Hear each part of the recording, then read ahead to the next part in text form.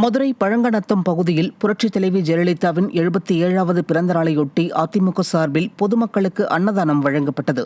இதில் கலந்து கொண்ட அதிமுக முன்னாள் அமைச்சர் செல்லூர் ராஜு, புரட்சித் தலைவர், புரட்சித் தலைவி ஆகியோரின் திருவுருவப் படங்களுக்கு மலர்தூவி மரியாதை செலுத்திய பின்னர் பொதுமக்களுக்கு உணவு வழங்கினார். இதையடுத்து செய்தியாளர்களை சந்தித்த அவர், திமுக கூட்டணியில் வீக்னஸ் இருப்பதாகவும், திமுக அரசு மீது பொதுமக்கள் கொதிப்பில் உள்ளதாகவும் விமர்சித்தார். இந்நிகழ்வில் கழக நிர்வாகிகள் பலரும் கலந்து கொண்டனர்.